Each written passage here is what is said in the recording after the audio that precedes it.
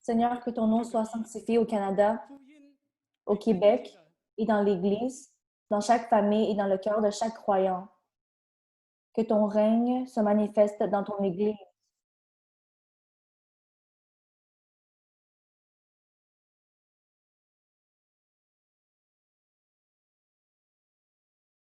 Que ton nom soit glorifié dans chaque famille. Que ta volonté soit faite dans toute la terre.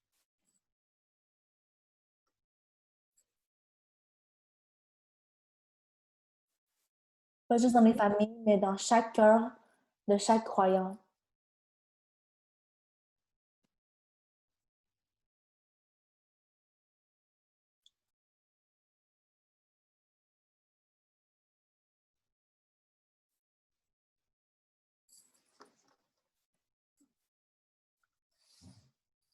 Car tous ont péché et sont privés de la gloire de Dieu, comme le dit dans Romains 3, 23.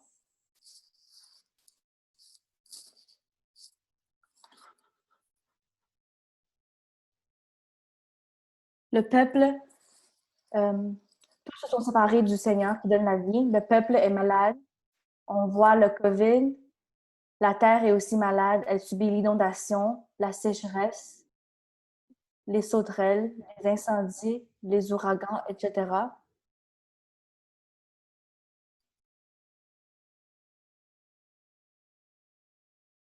Si le Fils de Dieu ne soutient pas toutes les choses par sa parole puissante, la terre n'existe plus.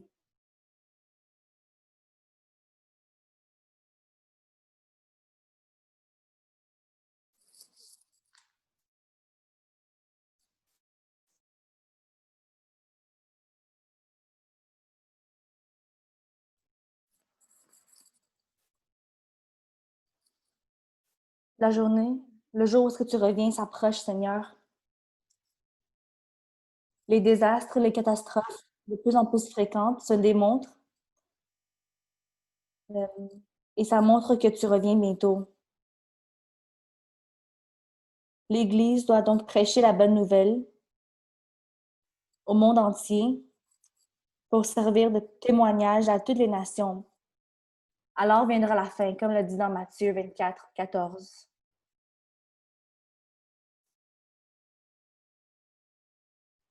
Le Seigneur est un Seigneur de paix, pas de catastrophe. Dans Jérémie 29, 11, ça dit « Car je connais les projets que j'ai formés sur vous, dit l'Éternel, projets de paix et non de malheur, afin de vous donner un avenir et de l'espérance. » Nous prions que le Seigneur ouvre le cœur et les yeux des gens dans le malheur, riches et pauvres, noblesse et humble, soient loin du mal et retournent à Dieu. Que l'Église exalte le nom de Jésus, que nous soyons des bons témoignages et qu'on attire beaucoup de gens à repentir et convertir à Dieu.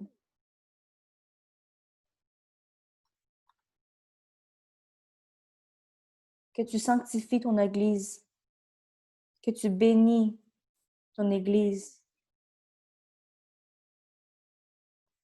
Bénis tous les croyants ici.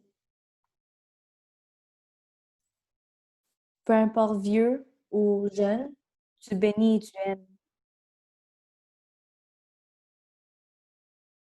Que le corps du Christ s'aime les uns les autres pour s'édifier.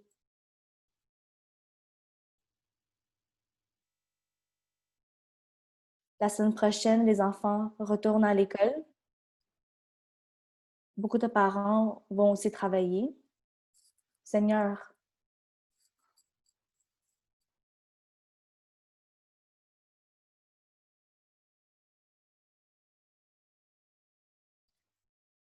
on prie pour tout le peuple à Montréal, les personnes dans les rues, les âmes qui ne te connaissent pas encore.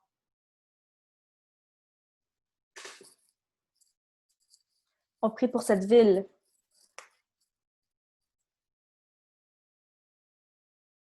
Il y a plein de personnes qui ne sont pas encore proches de toi. Seigneur, tu dis,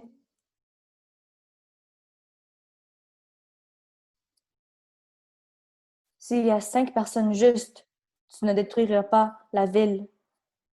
Donc, la même chose pour Montréal. Seigneur, que tu aies la miséricorde sur ton peuple.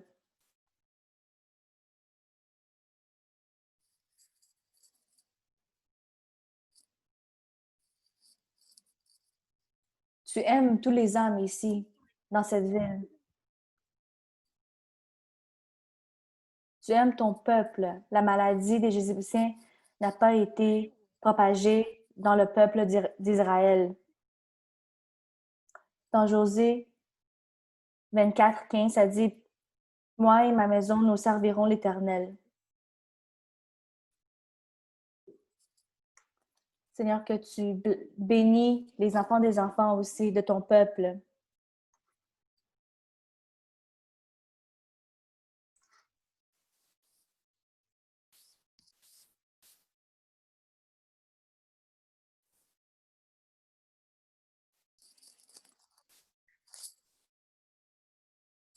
Que tu aies la miséricorde sur ton peuple,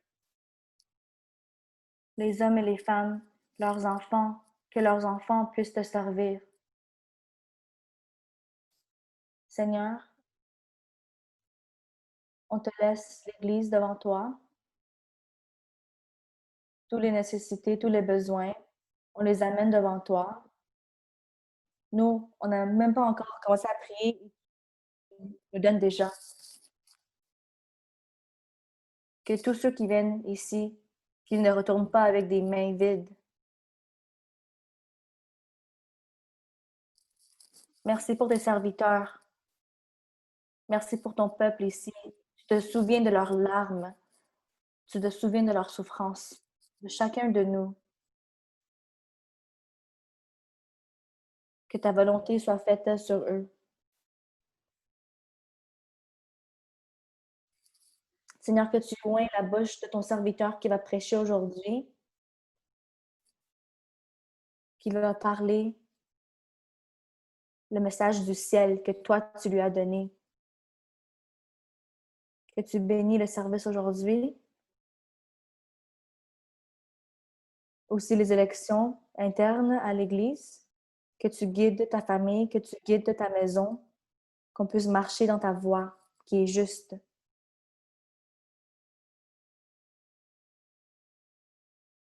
Seigneur, on ne peut pas exprimer notre remerciement vers toi avec des mots, mais on le met en tes mains et tu sais qu'est-ce qu'on a à dire. On met tout ça au nom de Jésus-Christ. Amen. Vous pouvez vous asseoir, on va commencer le culte aujourd'hui.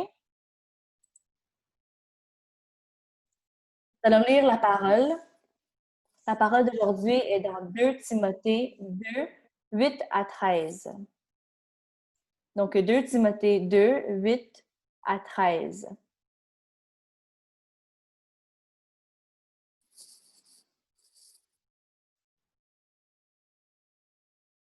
Nous allons le lire ensemble. Souviens-toi de Jésus-Christ, issu de la postérité de David, ressuscité des morts selon mon évangile, pour lequel je souffre jusqu'à être lié comme un malfaiteur. Mais la parole de Dieu n'est pas liée. C'est pourquoi je supporte tout à cause des élus, afin qu'eux aussi obtiennent le salut qui est en Jésus-Christ, avec la gloire éternelle. Cette parole est certaine. Si nous sommes morts avec lui, nous vivrons aussi avec lui. Si nous persévérons, nous régnerons aussi avec lui. Si nous le renions, lui aussi nous reniera. Si nous sommes infidèles, il demeure fidèle, car il ne peut se renier lui-même.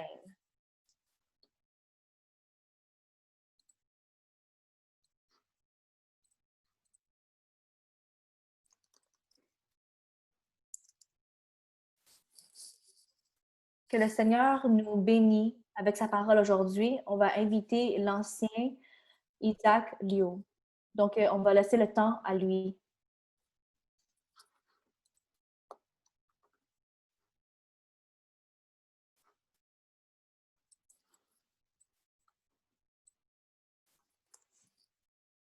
Bonjour mes frères et sœurs. Dans la paix, je vous salue. Merci Seigneur. Après plus de 5 mois passés à la maison, nous avons commencé à planifier progressivement de reprendre le culte à l'église. Même si ça va prendre un moment,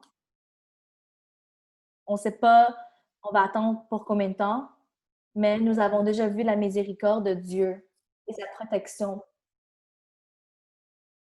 Nous avons vécu la grâce de Dieu sur les anciens. On voit que les anciens, les leaders sont protégés et guéris par le Seigneur. On a aussi eu le beau témoignage que certains membres qui travaillent dans les institutions médicales, ils sont toujours protégés et soignés par le Seigneur. Donc, on voit que le Seigneur, il s'occupe de notre corps, notre âme et de notre famille. Il répond à nos besoins. En regardant en arrière, dans l'histoire de notre Église de 30 ans, nous avons beaucoup de grâce à compter. Notre Église a vécu l'épreuve du feu, de l'eau et a survécu à plusieurs bouleversements économiques. Mais par la grâce de Dieu, l'Église Grace aujourd'hui est une lumière, est le sel et la lumière qui brille pour le Seigneur à Montréal, qui continue à influencer et de changer la vie des gens. Ces expériences nous rappellent constamment que la parole de Dieu, le Seigneur lui-même, est quelqu'un de fiable dans n'importe quel environnement, même dans la société post-moderne dans laquelle nous vivons actuellement. En plus de la pandémie, on voit que sa fidélité ne change jamais. Il y a 2000 ans, l'Église primitive, elle aussi, elle a également connu des défis et des difficultés. Le peuple de Dieu est également constamment témoin et a expérimenté la grâce de Dieu. À travers le guide du Saint-Esprit, Dieu a utilisé les apôtres pour nous présenter toutes les expériences des dirigeants de l'Église. Lorsque les apôtres ont atteint la dernière étape de leur vie avant qu'ils sont morts, ils n'ont pas eu pitié de eux-mêmes, ils n'ont pas pleuré, mais ils sont partis avec plein de confiance. Paul, quand il a donné à Timothée la dernière lettre avant qu'il est mort, on voit qu'ils ont profité de l'opportunité pour aller prêcher, pour aller réconforter et exhorter les serviteurs et les enfants de Dieu, les encourageant à rester dans la foi et de compter sur Dieu. Quand Paul a écrit Timothée, Timothée, dans le temps, il luttait pour diriger l'Église parce que c'était un jeune pasteur. Dans Timothée 1, on sait qu'il faisait face à un très grand défi pour diriger l'Église d'Éphèse. Donc, premièrement, il y avait beaucoup de faux enseignants qui parlaient contre la vérité de l'Évangile. Donc, il devait se battre pour la vérité, protéger la vérité. Il était un jeune prédicateur. Il devait savoir comment gouverner l'Église, comment diriger la congrégation avec des besoins différents pour amener la congrégation dans la vraie adoration de Dieu. Quand Paul a été arrêté et emprisonné, Timothée était dans une situation beaucoup plus grave parce que beaucoup de gens ont abandonné Paul en prison et ils ont abandonné leur croyance dans l'Évangile aussi. En ce temps-là, il y avait beaucoup de faux enseignants qui ont commencé à attaquer la vérité de l'Évangile prêché par Paul. Donc, il y avait plein de problèmes à l'Église. Donc, il y avait beaucoup de pression pour le jeune serviteur de Dieu, Timothée. Qui peut le soutenir et l'aider dans ses difficultés? Qui peut l'encourager et le réconforter? Il a apporté de l'espoir. Merci Dieu, grâce à Dieu. Paul, en tant qu'apôtre, en tant que son père spirituel, il aidait beaucoup Timothée. Il a écrit 2 Timothée pour lui. Lui était plein du Saint-Esprit. Il avait le cœur du Seigneur Jésus-Christ en tant que son père. Il a écrit à Timothée, il lui a dit d'encourager, d'embrasser la souffrance pour l'Évangile et ne pas avoir honte de l'expérience de Paul. Mais il lui encourage de rester fort dans la grâce du Christ et d'être un bon soldat de Jésus. Donc, Paul l'encourage à obéir comme un soldat, à surmonter toutes les difficultés et à plaire seulement au Seigneur. Ensuite, il lui encourage à être tempéré comme un athlète, à obéir la parole de Dieu et à servir selon les instructions de Dieu, selon sa volonté, pour servir le Seigneur. En même temps aussi,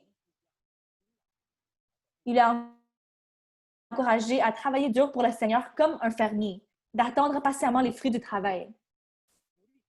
Après avoir encouragé Timothée à servir fidèlement, on voit dans le verset 8 à 13, il lui a appris dans la souffrance à penser à Christ, la foi de Christ, à croire fermement en la voie du vrai salut et de la vie éternelle préparée par Jésus-Christ. Et à avoir du courage pour finir sa mission. Elle a également souligné dans les Écritures que c'est seulement dans cette situation-là que la fondement de sa foi peut être courageux, confiant et édifié. Aujourd'hui, nous allons examiner le fondement de la foi que Paul a déclaré sous 4 aspects. Donc, premièrement, c'est d'endurer la souffrance et de se souvenir de l'Évangile qui ne change pas. Oui. Deuxièmement, au milieu de la souffrance, se souvenir de la parole de Dieu qui est puissant. Quand sa parole surmonte la souffrance. Le troisième point est dans le milieu de la souffrance, se souvenir de la volonté de Dieu pour son peuple élu. Finalement, se souvenir des promesses futures de Dieu au milieu de la souffrance est fidèle et fiable. Prions. Seigneur Père, même dans la souffrance, tu nous guides. Tu guides nos frères et sœurs dans notre Église et tous les autres croyants dans le monde. Nous voulons te louer devant toi, Seigneur. On veut vivre ton amour et ta grâce. C'est si grand, si profond. Seigneur, qu'aujourd'hui, tu viens, tu purifies, tu sanctifies ton peuple. Sanctifie-moi aussi. Donne-moi de la sagesse aujourd'hui pour que je puisse prêcher ton évangile aujourd'hui. Seigneur, que ta volonté soit faite aujourd'hui. Que c'est ta parole qu'on mange aujourd'hui. Qu'on puisse être satisfait. Qu'on puisse avoir du confort, du pouvoir, de la puissance à travers ta parole. On prie tout ça au nom de Jésus. Amen. Premièrement, le premier aspect, Paul a encouragé Timothée à endurer la souffrance et à se souvenir de l'évangile immuable de Dieu, l'évangile qui ne change pas de Dieu. Le verset 8 dit que vous devez vous rappeler que Jésus est le descendant de David. Il est ressuscité des morts. Dans ce verset, Paul rappelle à Timothée et à tous les croyants de se souvenir de Jésus-Christ. La traduction anglaise est remember, de se souvenir, et le grec signifie rappeler et se souvenir. Donc, c'est un peu bizarre de se rappeler ainsi, parce que est-ce que c'est possible que Timothée, le prédicateur qui travaille avec Paul depuis longtemps, ait oublié le Seigneur Jésus? Est-ce que c'est possible? Ou est-il possible pour nous chrétiens d'oublier tout ce que le Seigneur nous a fait pour nous? On dirait que ça semble être plus approprié pour exhorter les nouveaux croyants. Donc, pourquoi le Saint-Esprit à une telle révélation. Nous pouvons nous aider à comprendre la volonté de Dieu sur la base des 3 points clés de Paul dans l'Évangile de ce verset. Le premier accent est mis sur Jésus-Christ. Paul mentionne le nom de Jésus 11 fois dans 2 Timothée, 10 fois dont il utilise le Christ Jésus pour appeler le Seigneur, qui consiste à mettre le Christ avant Jésus, et seulement au chapitre 2 et au chapitre 8. Dans cette section, le titre de Christ est inversé comme Jésus-Christ. L'exception ici est claire que Paul nous rappelle que le Seigneur Jésus est incarné. Il est à la fois en même temps un Dieu parfait et un homme parfait. C'est à cause qu'il y a une identité complètement humaine qu'il peut souffrir et mourir pour nous. Et c'est aussi à cause de son identité humaine qu'il peut mourir sur la croix pour nos péchés en tant que Fils de Dieu, qui est la deuxième personne de la Trinité. Parce que en Jésus, son humanité et sa divinité sont inséparables. Donc, le centre de l'évangile prêché par l'Église primitive était de déclarer au monde que Jésus est le Messie envoyé par Dieu. Paul a prêché aux Juifs pendant la Pentecôte et il a clairement déclaré, il a dit, par conséquent, toute la famille d'Israël doit savoir avec certitude que Dieu a fait de lui le Seigneur de Jésus que vous avez cloué sur la croix. Pierre a souligné ici que le Christ Jésus a enduré l'humiliation et est mort comme fils de l'homme. Donc, c'est pour ça que Dieu l'a grandement élevé, pour qu'il devienne le sauveur de l'humanité, et il lui a un nom qui compte plus de 10 000 noms. Donc, quand on se souvient du salut du Seigneur Jésus, ça nous aide dans les épreuves et les tribulations. Parce que tout ce qu'on a vécu a été vécu par le Seigneur. Dans Hébreux 12, 3, ça dit « Dieu promet encore plus. Considérez, en effet, celui qui a supporté contre sa personne une telle opposition de la part des pécheurs, afin que vous ne vous laissiez point l'âme découragée. » On voit dans le deuxième point, Paul il a dit que Jésus est le descendant de David. Pourquoi le descendant de David est-il si important? Parce que dans le temps, chaque Juif sait que le Messie que Dieu a promis à son peuple vient de la famille de David. Et David, c'est un roi qui est le plus important d'Israël. Son étoile a été placée sur le drapeau israélien et est devenu un symbole d'Israël. Quand il vivait, il a également été appelé un homme selon le cœur de Dieu. Donc, le plan de salut que Dieu a préparé depuis le début de la création du monde a été réalisé à travers l'alliance entre Dieu et le peuple qu'il a choisi. Donc, on sait que Dieu a fait une alliance avec Abraham et ses descendants. Puis, il a donné la loi par l'intermédiaire de Moïse.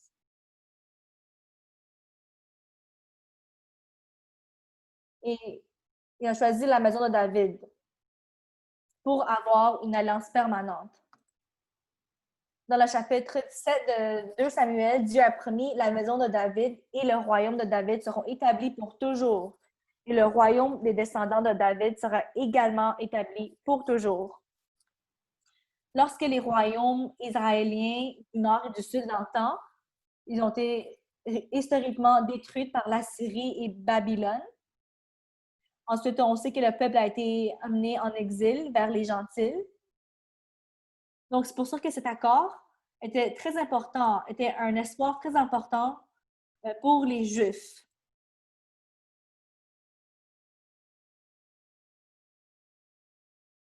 Donc, dans le deuxième chapitre de l'Évangile de Luc, lorsque l'ange a prophétisé à Marie, quand il a dit à Marie qu'elle donnera naissance à un sauveur des descendants de David, promis par Dieu, l'ange aussi a dit à son fiancé Joseph que sa grossesse était due à la volonté de Dieu, afin d'accomplir la promesse de Dieu à son peuple. Bien que Joseph et Marie, dans le temps, c'était un couple très ordinaire de garçons et de filles juifs. Donc, eux, ils ont compris immédiatement la signification de de leur obéissance. Leur obéissance a apporté, a amené au salut du peuple israélien.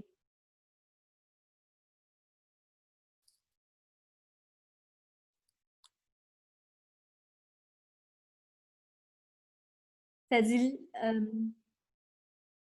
Paul a rappelé à Timothée de se souvenir que le Seigneur, Jésus-Christ, est le roi oint de Dieu.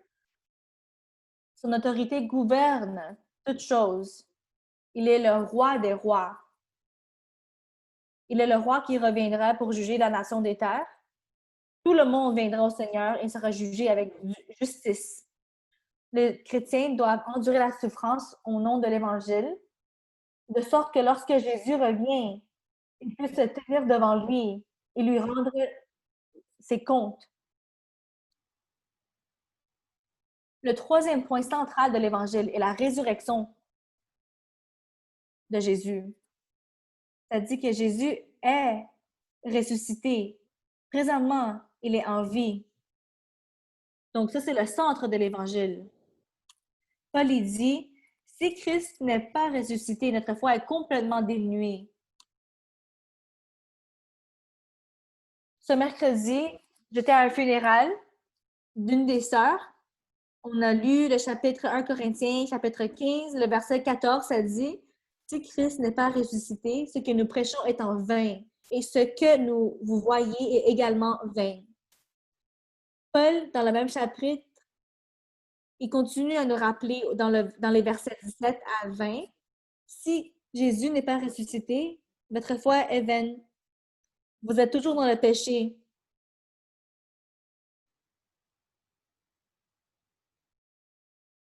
Mais si nous comptons sur Christ et nous avons l'espoir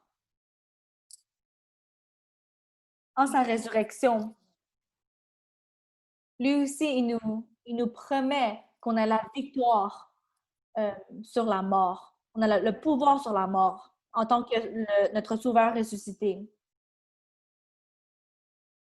Romains, ça nous dit l'esprit de celui qui a ressuscité Jésus d'entre les morts vit maintenant en nous.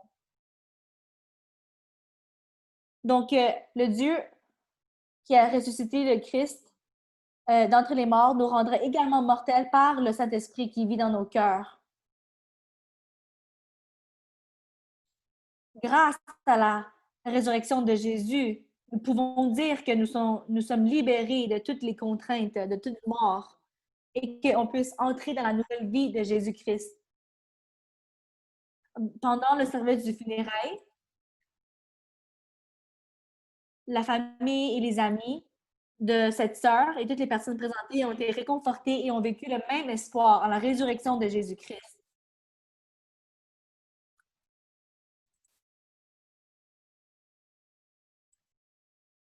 Donc, le Saint-Esprit nous présente des éléments clés de l'Évangile de Jésus pour nous rappeler encore une fois de tout ce que Dieu a accompli pour nous selon son plan.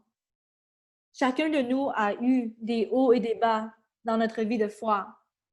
Nous avons nos épreuves. C'est facile à tomber des fois. Mais dans de telles circonstances, même si des fois on n'a pas oublié le Seigneur, mais c'est pas facile euh, pour nous de se rappeler qu'il est le Seigneur à chaque instant dans notre vie. C'est pourquoi la Bible nous rappelle de la grâce de Dieu. Moïse, lui aussi, a rappelé au peuple de Dieu plus qu'une douzaine de fois dans Deutéronome.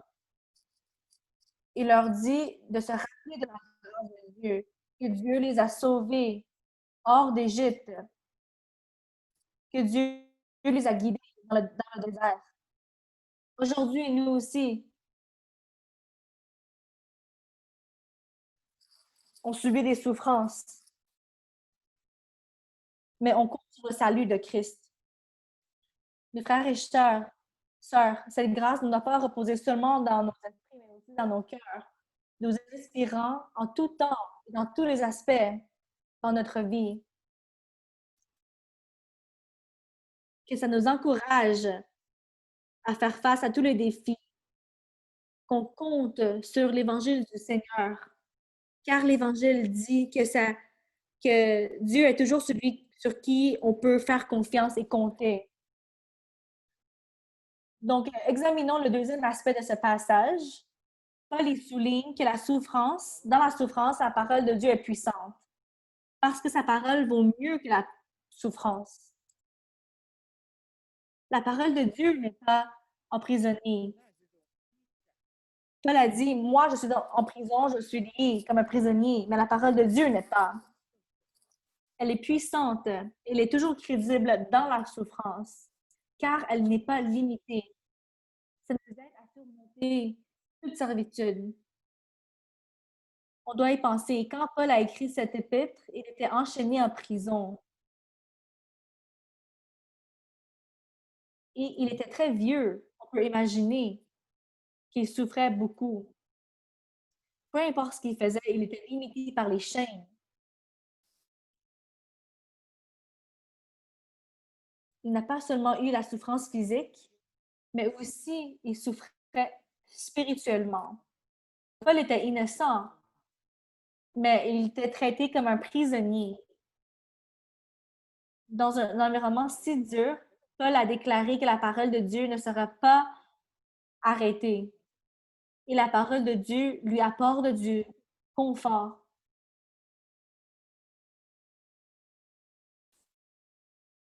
Souvenez-vous, ce n'est pas la première fois que Paul est en prison.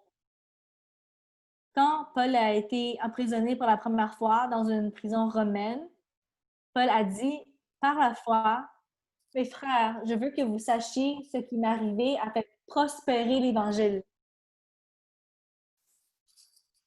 Qu'est-ce qu'il a souffert? A été révélé par l'amour de Christ dans toute l'armée. Parce qu'il était en prison, il a eu l'opportunité à prêcher aux soldats romains, de contacter l'armée romaine. Il y a environ 10 000 personnes, 24 heures par jour, par 12 soldats en service. En gardant Paul, ils ont eu l'occasion d'entendre Paul prêcher l'Évangile.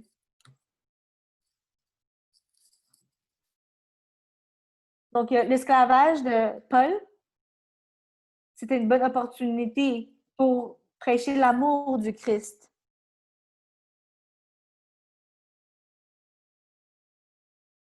Même s'il était un prisonnier,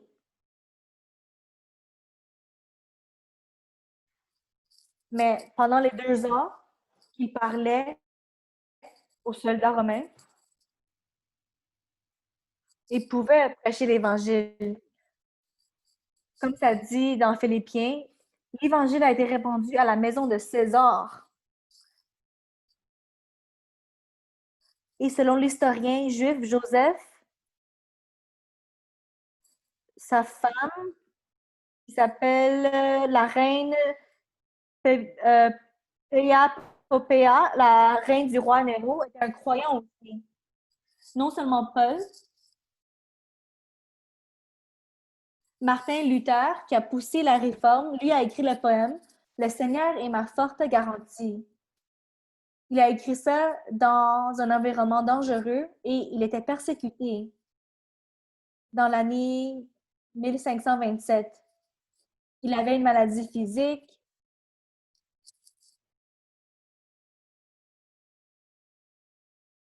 Et au même moment, Martin Luther a reçu aussi une nouvelle qu'un protestant était brûlé à mort le 16 août 1527. Donc, dans un tel environnement difficile, le Saint-Esprit, euh, à travers le Saint-Esprit, Martin Luther a écrit un poème si réconfortant. Il a mentionné Les parents peuvent renoncer à l'argent. La vie est flottante et peut être perdue. Ça dit bien qu'il me tue, tout ça me tue, mais la parole du Seigneur prospère encore. Le royaume du Seigneur durera pour toujours. Donc, même si le monde est plein d'œuvres de Satan, les croyants n'ont rien à craindre. Parce que la parole de la chair est avec l'homme. Et la parole de Dieu n'est pas limitée par l'environnement, mais apporte l'espérance aux croyants. Nous, les chrétiens aujourd'hui, peut-être qu'on n'a pas les mêmes expériences que Paul, mais dans le monde aujourd'hui, en particulier en Amérique du Nord, les chrétiens sont souvent vus comme des pharisiens, des gens de l'Antiquité.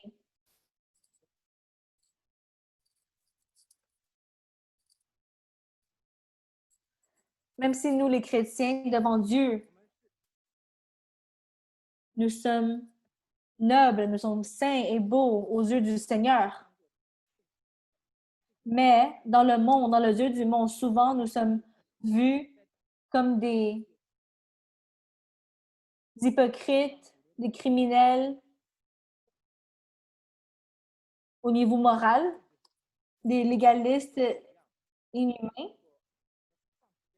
Donc, comme l'Église primitive, aujourd'hui, nous ne devons pas abandonner la vérité et ne faisons pas de compromis avec le monde.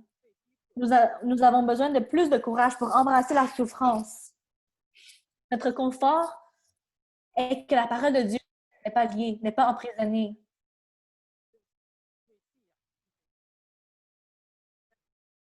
Ça dit que les chrétiens seront traités injustement et souvent même sacrifier leur vie pour la foi. Mais la parole de Dieu ne mourra jamais. Donc, nous pouvons dire avec confiance que la parole de Dieu euh, peut se tenir dans n'importe quelle situation, car elle n'arrête jamais de changer la vie de tout le monde. Ma vie et ta vie, la parole ne sera pas seulement limitée, mais aussi nous aidera à avoir du courage, à avoir de la puissance. Dans le troisième point, Paul dit, rappelons dans la souffrance que la volonté de Dieu pour son peuple élu va s'accomplir.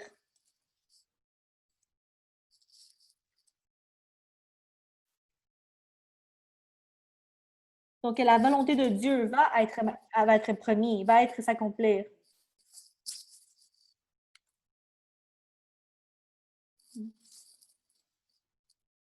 Il se concentre aussi sur la volonté de l'Église. Paul explique à Timothée qu'ils étaient patients avec toutes choses pour le peuple élu, afin qu'ils puissent aussi recevoir le salut en Jésus-Christ et la gloire éternelle. Paul signifie que la souffrance qu'il a vécue en prêchant l'Évangile vise le salut pour le peuple élu de Dieu et la gloire éternelle de Christ. Le fondement de la foi de l'Église ne tremblera pas, car c'est la volonté de Dieu. Paul déclare clairement que la communauté chrétienne est un groupe choisi par Dieu. Et le Seigneur aussi a enseigné ça. Dans Jean 6, 37 et 39, ça nous dit « Tous ceux que le Père me donne viendront à moi, et je ne mettrai pas dehors celui qui vient à moi.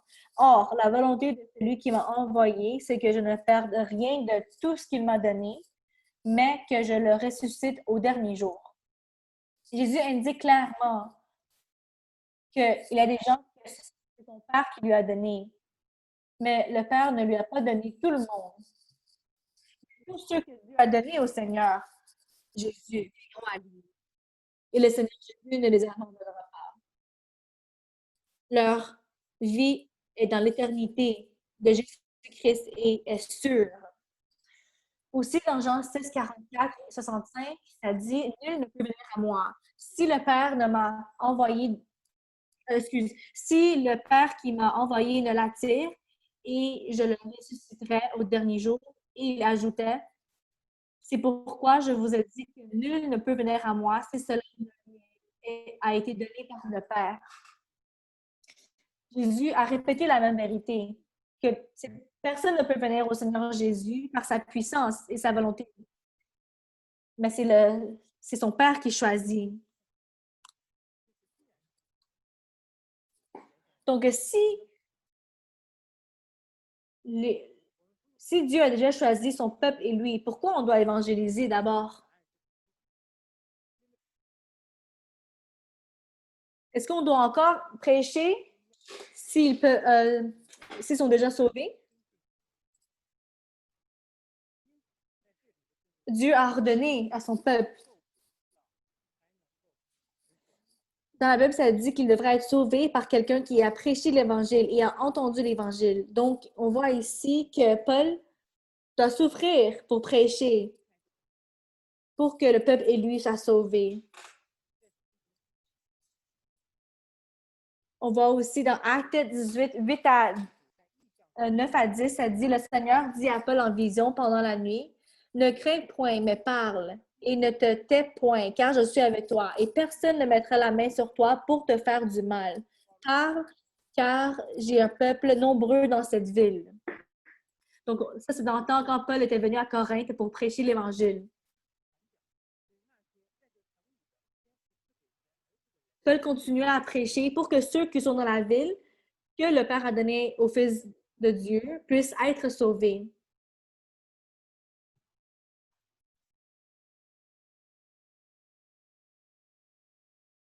En mars, il y avait beaucoup de personnes à notre église euh, qui avaient eu un cours. Ça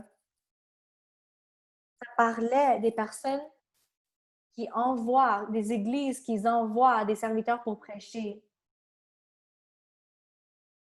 Parce que c'est un commandement de Dieu.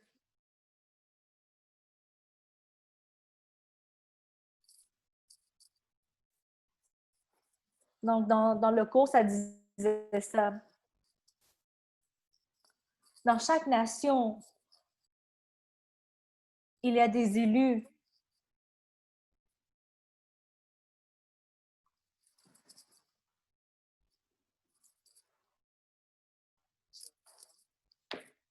Ça nous dit que Jésus a acheté des gens de toutes les races, de tous les peuples, de toutes les nations, afin qu'ils puissent être à Dieu et qu'ils puissent être des, des pasteurs et des serviteurs pour régner sur la terre. Donc, ça dit ça dans Apocalypse 5, 9.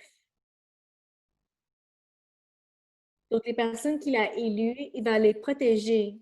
Romains 8, 30, ça dit, et ceux qu'il a prédestinés, il les a aussi appelés. Et ceux qu'il a appelés, il les a aussi justifiés. Et ceux qu'il a justifiés, il les a aussi glorifiés. Donc, lorsque le monde rejette le message de l'Évangile et persécute les enfants de Dieu, c'est comme si le travail missionnaire chrétien sera bloqué, mais Dieu sauvera son peuple élu par l'Évangile.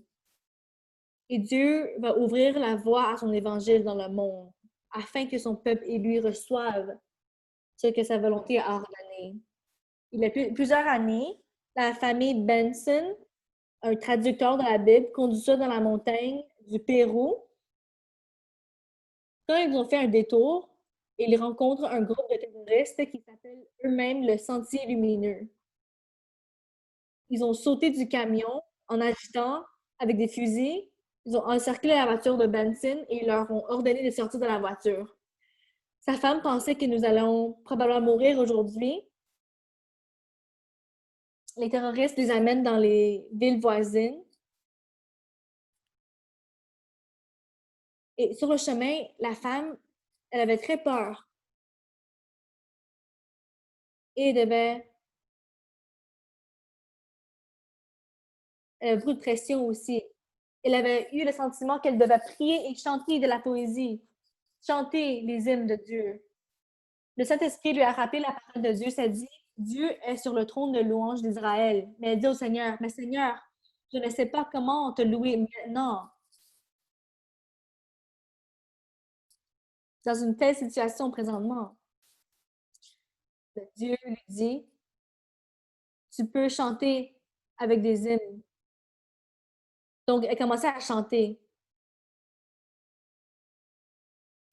Elle chantait,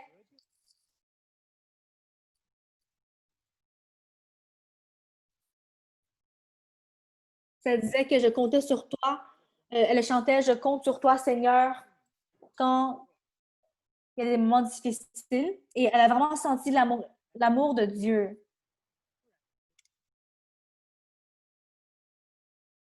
Elle a senti en ce moment-là qu'elle est complètement avec Dieu. Elle est remplie par l'amour de Dieu, la présence de Dieu.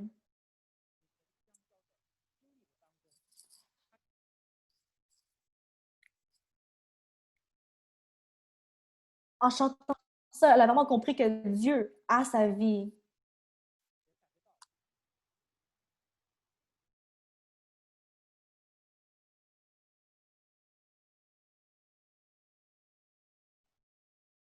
Donc, elle sentait vraiment que c'est le Seigneur, que rien ne peut séparer de son amour avec le Seigneur.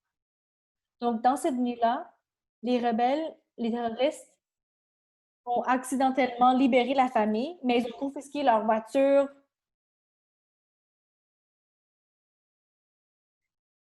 mais ils ont laissé leurs équipements de projecteurs et de diapositives et des images de...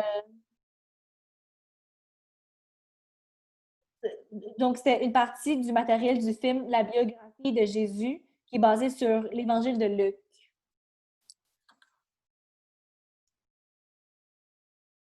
Donc, cette femme, elle a reçu un appel un jour, puis ça dit qu'un des terroristes est devenu un chrétien et il veut les rencontrer. Il leur dit, il était un tueur qui est très expérimenté.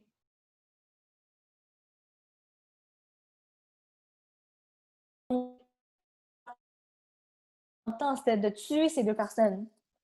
Mais pour une raison quelconque, ils ne peuvent tout simplement pas le faire. Alors, c'est pour ça il les a relâchés. Ils ont ensuite regardé le film sur un projecteur. Ils ont regardé beaucoup de fois. Ça, c'était le projecteur qu'ils avaient laissé. Ils ont regardé beaucoup de fois. Et des centaines de rebelles ont commencé à regarder et à écouter la parole de Dieu. Beaucoup d'entre eux étaient très émus. Ils ont déposé leurs armes. Ils ont quitté. Donc,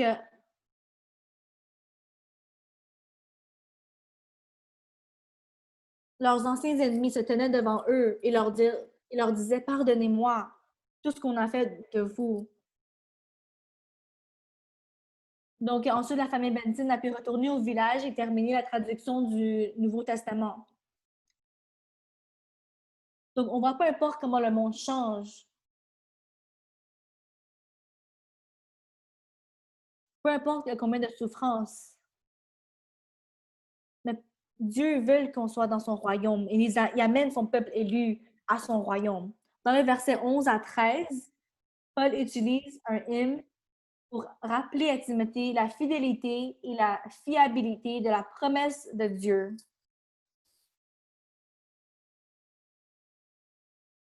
Ça, c'est le quatrième aspect que Paul mentionne pour le fondement de la foi.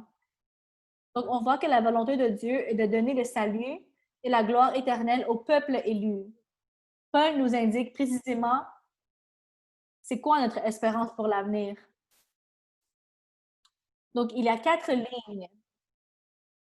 Premièrement, ça dit, il y a des paroles crédibles qui disent, si nous mourrons avec Christ, nous vivrons avec lui. Deuxièmement, si nous sommes patients, nous régnerons avec lui.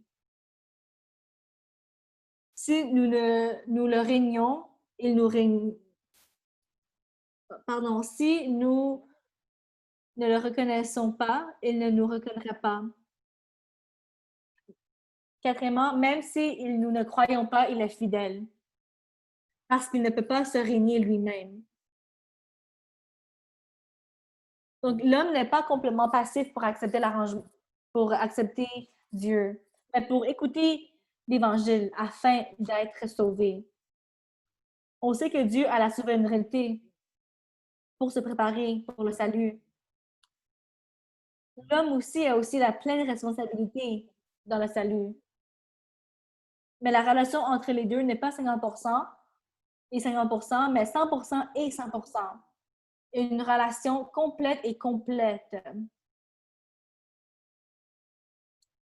Donc, Dieu a la souveraineté pour le salut, mais nous, on a la pleine responsabilité. Un théologien missionnaire, Dr. Tao Shu, explique notre salut. Ça dit, le salut inclut l'œuvre de Dieu et l'œuvre que l'homme doit entreprendre. Le travail de Dieu de préparer le bon salut pour le Christ Jésus que nous avons envoyé. Et l'homme doit faire ce que l'homme doit faire. Ce que l'homme doit faire est de croire et de se repentir. Donc, on voit que le Saint-Esprit nous guide et nous émue. Mais Dieu ne va pas venir à croire et à se repentir à notre place. Nous, on doit mettre 100% d'effort à le croire. On sait que l'œuvre de Dieu est fidèle et fiable. Mais l'homme est souvent très faible.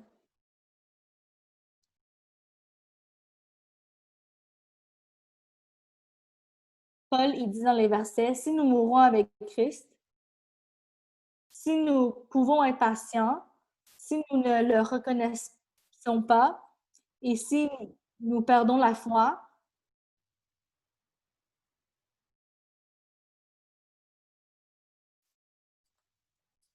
mais dans la seconde moitié de ces 4 versets, ça dit, il vivra avec lui, il régnera avec lui, et il ne nous reconnaîtra pas, il est toujours fidèle.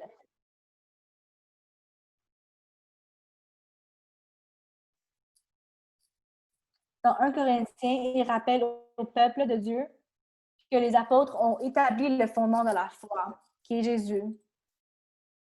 Mais chacun de nous, on doit être prudent sur la façon dont on construit notre foi. Dans 1 Corinthiens 3, 13 à 15, ça dit, Paul dit que l'œuvre de chaque homme doit être révélée, car le jour la fera connaître parce qu'elle se révélera dans le feu, et le feu éprouvera ce qu'est l'œuvre de chacun. Si l'œuvre bâtie pour quelqu'un sur le fondement subsiste, elle recevra une récompense. Si l'œuvre de quelqu'un est consumée, il perdra sa récompense. Pour lui, il sera sauvé, mais comme au travers du feu.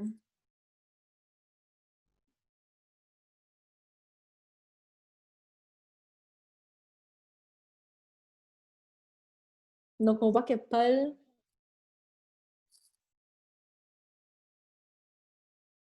il utilisait toujours nous comme sujet. Donc, c'est écrit pour le peuple élu de Dieu. On voit dans 1 Corinthiens que le peuple élu, il y a une différence entre les œuvres de foi construites par le peuple élu de Dieu. Nous sommes faibles. Paul y avertit le peuple élu de Dieu de faire attention, ne pas tomber dans la faiblesse de la foi ou de perdre la foi en Dieu ou de renier Jésus-Christ dans certaines situations extrêmes.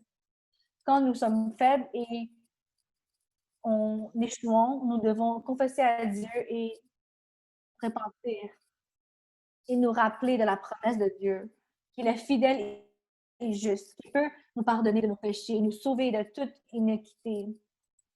Parce que la volonté de Dieu pour notre salut est fidèle et fiable. Et notre Sauveur Jésus est pleinement fidèle.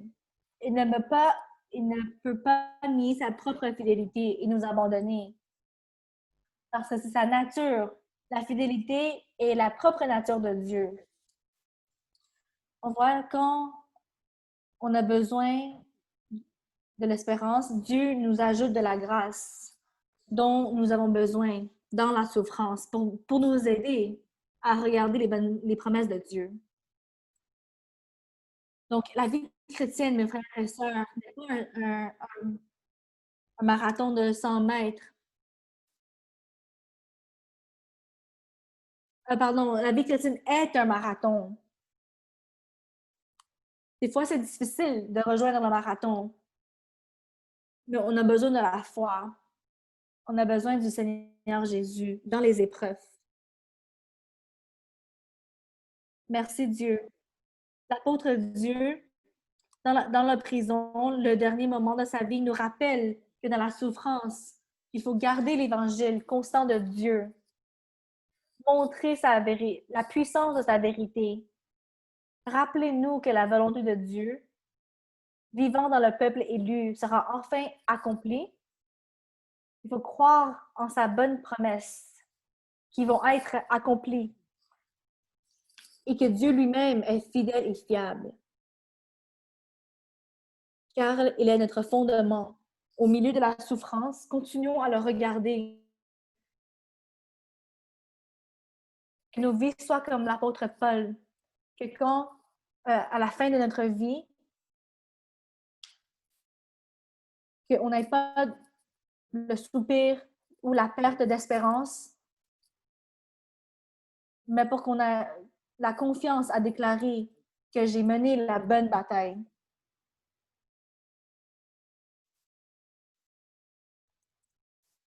Que le Seigneur continue à nous protéger et qu'on puisse vraiment comprendre que notre Sauveur est fidèle et plein de grâce. Prions, Seigneur Dieu, on te remercie. Tu nous donnes la parole qui est si précieuse dans notre vie. Quand nous, on sommes dans la souffrance,